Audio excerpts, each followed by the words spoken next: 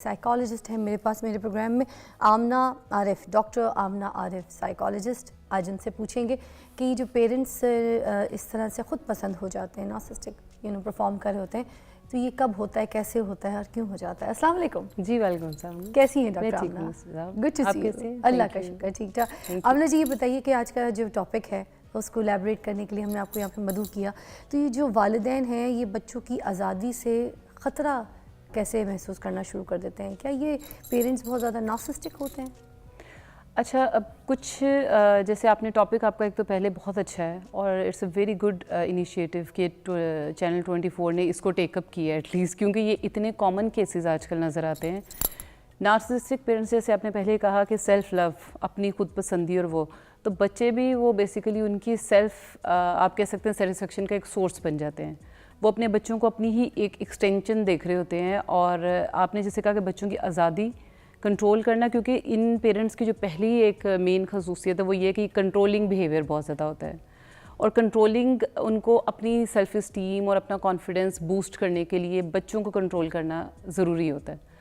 और ये इतने केसेस आजकल इतने कॉमन है, मेरे पास कितने केसेस आते हैं कि ऐसे पेरेंट्स, खासतौर पे फादर, ये स्पेशली इन फादर्स ये बहुत ज़्यादा है कि वो अब नार्सिज्म और सेल्फ लव में इतना इन्वॉल्व हैं कि वो बच्चों से हर वक्त एक आप कह सकते हैं कि हर वक्त एक डोमिनेंस चाह रहे होते हैं, घर में वाइफ पे भी और बच्चे पे भी।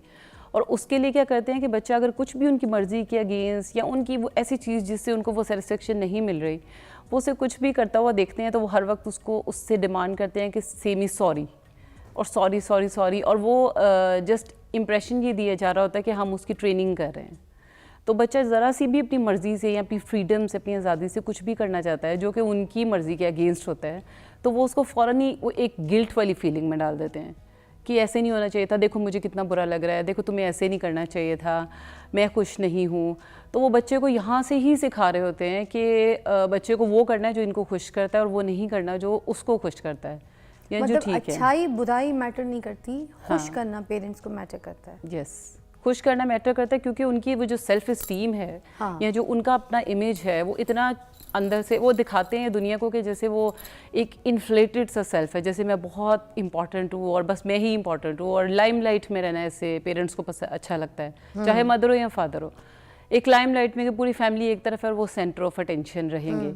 और जैसे मैंने कहा, ऐसे ही केसेस आते हैं कि बच्चा, और ऐसे बच्चे फिर निकलते हैं एडल्टहुड में जाके डिफरेंट साइकोलॉजिकल इश्यूज़ के साथ, क्योंकि अगर आपने एक बच्चे के अंदर गिल्ट, आप उसको बार बार अगर सॉरी कहलवा रहे हैं कि डिफरेंट बिहेवियर्स पे, तो अल्टीमेटली आप क्या कर रहे हैं, वो थोड़ी थोड़ी देर बाद फील करेगा कि मैं कुछ गलत कर रहा हूँ, और सेल्फ डाउट में डाल रहे हैं, कॉन्फिडेंस उसका नेचुरली डाउन हो जाएगा। मामा बाबा तो खुश होना ही नहीं है मेरे किसी भी काम से। हाँ, कुछ नहीं होना, और अगर कुछ होना तो सिर्फ वो जो वो उनको अच्छा लगता है। मुझे क्या अच्छा लगता है, क्योंकि नार्सिसिस्टिक पेरेंट्स जो होते हैं इनके अंदर एम्पैथी, जिसे हम कहते हैं ना, कि वो दूसरे बच्चे के भी समझ लें कि उसको क्या अच्छा लगता है और क्या उसको बार बार ऐसा सॉरी कहना अच्छा लगता है। और ऐसा बच्चा, अगर आप पेरेंट्स, और 2-2 मिनट बाद उससे नाराज़ हो जाना है हर बार, और बच्चे के लिए पेरेंट्स कितने इंपॉर्टेंट होते हैं कि वो उसको खुश नज़र आएँ। और जब वो उसको खुश नज़र नहीं आते और वो बच्चा उनको कहता है कि आप खुश नहीं हैं, तो जब उसे कहते हैं नहीं नहीं ऐसा नहीं है, जिसको हम कहते हैं गैस लाइटिंग, साइकोलॉजी में उसको हम कहते हैं गैस लाइटिंग। अच्छा। कि जब बच्चा जो फील कर रहा है आप उसे फील करवाएंगे नहीं तुम गलत फील कर रहे हो, ऐसा नहीं है, ये इसलिए है क्योंकि तुमने मेरी बात नहीं मानी, ये इसलिए, मतलब उसकी ही अपनी जो एक फीलिंग है उस पर वो क्वेश्चनेबल हो जाता है कि जो मुझे नज़र आ रहा है और मैं कह रहा हूँ यू आर नॉट हैप्पी, आप खुश नहीं है मेरे से, और आप उसको भी, क्योंकि कहीं ना कहीं उसको हर वक्त एक आप कह सकते हैं मेंटल एक डाउट में डाला होता है। और वो डाउट क्या है कि बस वो ज़रा सा उसकी अटेंशन अपने फादर या मदर से हटी और किसी से भी उसने बात की तो साथ ही वो एकदम से उस पर क्वेश्चन उठ जाएगा।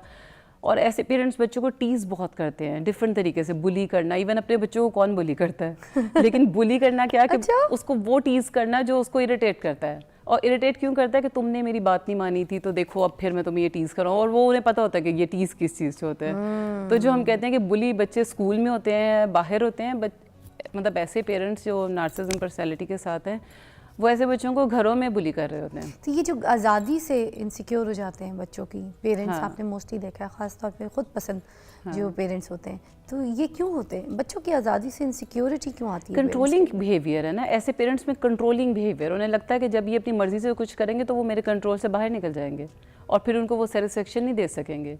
और ऐसे पेरेंट्स अगर, और फिर इनमें फेवरेटिज्म बड़ा होता है, फेवरेट बच्चा एक बनाया होता है इन्होंने, अगर एक से ज़्यादा बच्चे हैं तो, या अगर कोई एक बच्चा पेरेंट की सुन रहा है, बाप की या माँ की, वो उनका फेवरेट होता है, उसके लिए शॉपिंग भी होगी, उसको खर्चा भी, पॉकेट मनी अलग से दिया जाएगा, उसको लव यू के मैसेज भी चल रहे होंगे बाकी बच्चों के, है ना? तो ये वो उसको हाईलाइट कर रहे हैं ना, ये बेसिकली ये भी कंट्रोल है कि बाकी बच्चों को दिखाना कि देखो ये मेरा फेवरेट है, सुनता है, ये मेरी हाँ में हाँ मिलाता है, तो ये मेरा फेवरेट है, बाकी तुम लोग जो ना नहीं सुनते हो, तुम लोग मेरे फेवरेट। और क्योंकि वो बाकी आपकी उन बिहेवियर पे क्वेश्चन उठा देते हैं सम टाइम कि ऐसे क्यों आप कह रहे हैं ये, और सेल्फिशनेस जो कि पेरेंट्स के साथ होना नहीं चाहिए, लेकिन नार्सिज्म की वजह से पेरेंट्स में सेल्फिशनेस बहुत ज़्यादा होती है कि उन्हें सिर्फ अपना आप नज़र आ रहा होता है। मतलब बहुत से एजुकेटेड पेरेंट्स आजकल, उन्हें लगता है, जैसे मेरे पास कई ऐसे केसेस आते हैं कि पेरेंट्स को लगता है कि वो उनकी ट्रेनिंग कर रहे हैं कि देखे ना बच्चे को ऐसे भी तो करवाना है, उसको बिगाड़ना नहीं है वो। तो स्ट्रिक्ट पेरेंट्स और नार्सिसिस्टिक पेरेंट्स में डिफरेंस होता है। जो नार्सिसिस्टिक पेरेंट्स हैं वो सिर्फ अपने आप को देखेंगे, बच्चे की इमोशन का, या ना उसको वैलिडेट करेंगे कि तुम्हें सही फील हो रहा है, गलत फील हो रहा है, एक वैक्यूम में बंद करके रखेंगे, उस वैक्यूम में जहाँ वो सिर्फ उनकी मर्जी के काम करें। डॉक्टर आमना, एक और जगह कुछ घर के माहौल ऐसे होते हैं कि वो लोग ना बाहर के किसी भी लोगों से मिलना जुलना पसंद नहीं करते। पेरेंट बच्चों को ये सिखा रहे होते हैं कि बाहर वाला जो बच्चा है वो ख़राब है, वो जो बच्ची है वो ख़राब है, उसके घर वालों ने उसकी गलत तरबियत दी है, वो लड़की अच्छी होगी नहीं या वो लड़का अच्छा होगा ही नहीं। अपने बच्चों के कान में ये बात डाल रहे होते हैं। और होता क्या है कि वो बच्चों को जो है ना बिल्कुल आइसोलेट कर रहे होते हैं, अपने बच्चों को। वो घर की एक चार दीवारी में उसको कब्र बना के दे रहे होते हैं पेरेंट्स, और वो उस कब्र में जो है ना अपनी क्या लाइफस्टाइल में आईपैड बैठ जाएंगे, कंप्यूटर पे बैठ जाएंगे, टीवी देख लेंगे, फ़ोनों पे बेचारे लगे हुए होंगे, मगर घर की एक प्रेमिसेस के अंदर। अब वो जो बच्चे के दिमाग में डालती है कि जो तुम दोस्त बना रहे हो वो अच्छा नहीं है, वो जो लड़की है वो होगी खराब, है ना? ज़रूरी तो नहीं है ना। अब बच्चों को भी एक सोशल माहौल चाहिए, एक सोशल सर्कल चाहिए। वो उठेंगे बैठेंगे, उनका दिमाग थोड़ा सा बढ़ेगा, ठीक है, अवेयरनेस आएगी उनके अंदर। क्यों मुल्क से बाहर लेके जाते हैं, घुमाते हैं टूर पे? अवेयरनेस के लिए ना। तो वो बच्चों को जब बाहर नहीं जाने देते, उन पेरेंट्स के लिए क्या कहेंगे आप? अच्छा, वो पहले तो ये कि वो बाहर जाने क्यों नहीं देते, ये भी नार्सिज्म का एक पार्ट है कि उनको अपनी फैमिली इमेज की बहुत टेंशन होती है कि जो मेरा फैमिली इमेज है उसमें समटाइम, और ये बहुत अगेन ये भी बड़ा कॉमन है हमारी सोसाइटी में कि ऐसे पेरेंट्स जो कि नार्सिज्म पर्सनैलिटी के साथ हैं, और खासतौर पर फादर, वो अपनी फैमिली का इमेज जो है वो सिर्फ वो बनाते रहेंगे कि ड्रेसअप भी मेरी मर्ज़ी से हो, वाइफ और बच्चा, या फिर अगर वाइस वर्सा अगर वाइफ है नार्सिज्म, तो वो एक इमेज के बारे में बहुत ज़्यादा वो होते हैं कॉन्शियस।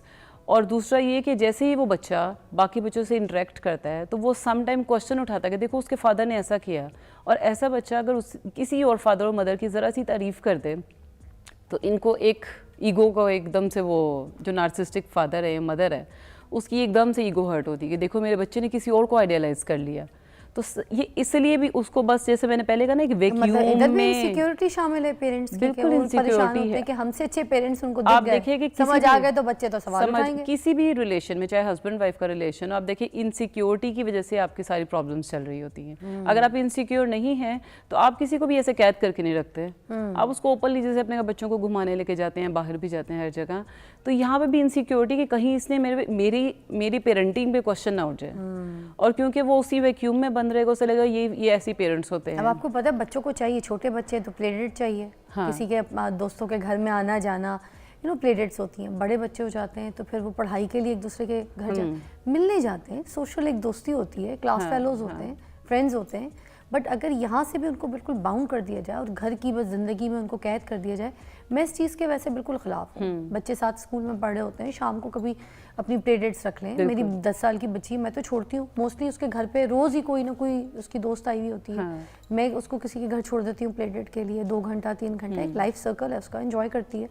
तो ये चीज़ें जब हम बच्चों में से निकाल देते हैं तो बच्चों के अंदर से, आपको नहीं लगता, खुद एतमादी, बिल्कुल जैसे मैंने कहा सेल्फ डाउट आता है, बच्चा डरा यूं सहमा बैठा होता है। नहीं, बिल्कुल आपको मैंने शुरू में कहा कि सेल्फ डाउट आ जाता है, वो जहाँ इंटरेक्शन, एक तो ये चीज़ जैसे अब ये करने क्यों नहीं देते, एक तो ये कि उनकी पेरेंटिंग पे क्वेश्चन उठता है, दूसरा ये कि ये भी एक अजीब सी चीज़ है जो मुझे देखने में मिली कि फादर है या मदर है, वो कहते हैं हम हैं ना इसका दोस्त ना, हम है ना इसका दोस्त। आप मेरी बात सुने, आप मुझे किसी अंकल आंटी के साथ बहुत एज में किसी के साथ बिठा दें, मैं रिस्पेक्ट लेवल के बहुत सी बातें कर सकूंगी, इधर उधर की भी बातें कर लूंगी, कुछ सीख लूंगी उनसे, मगर यार वो जो मुझे अपनी एक कैथारसिस निकालनी है या अपना मैंने एग्जॉस्ट अगर मैं कहीं से हुई हूँ, किसी बात से फंसी हूँ, या मुझे अपना फन टाइम, एंटरटेनमेंट टाइम मुझे मेरी एज की दोस्त से मिलेगा लड़की से। बिल्कुल, एक्चुअली दिस होना ही चाहिए ना बच्चे को। जैसे आपने करूंगी अपनी सहेली के साथ तो मैं रिलैक्स होंगी तो रिलैक्स होंगे ना, आपका कैथारसिस आपका अपने एज फेलो से होगा। तो वो बच्चे किस तरीके से, ठीक है आप दोस्त बन के बच्चों से बात तो कर सकते हैं, मगर ये कैसे होगा हमना, ये कैसे होगा कि मैं ही तुम्हारा दोस्त हूँ? अभी मैंने बताया ना, ये रियल लाइफ एग्जांपल मैं आपको बता रही हूँ कि फादर है मदर, वो कहते हैं हम हैं तो आप हैं, आप उसके दोस्त नहीं हैं, और उसके दोस्त की जगह आप फिल नहीं कर सकते ना, दोस्त आपकी जगह ले सकता है। लेकिन नार्सिसिस्टिक पर्सनैलिटी को जिस वजह से हम डिस्कस कर रहे हैं वो यही कि इतने अजीब से बिहेवियर्स हैं, और ये फिर ऐसे एडल्ट्स निकलते हैं ना जिनकी अपनी मैरिटल लाइफ और आगे प्रैक्टिकल लाइफ पैथेटिक होती है, और वो फिर अल्टीमेटली थेरेपीज में जा रहे होते हैं। आइसोलेट बच्चा पाल रहे हैं, आइसोलेट पाल रहे हैं ना। हाँ, क्योंकि जैसे मैंने कहा वो अपनी एक्सटेंशन देख रहे होते हैं कि देखो मेरे साथ भी तो ऐसे हुआ, तो ये एक्सटेंशन है। इवन उन्होंने अपना बचपन बड़ा अच्छा भी गुजारा होता है, लेकिन अब उनके पास एक चीज कंट्रोल करने के लिए आ गई। डोमिनेट करना उनकी फेवरेट ट्रेट है।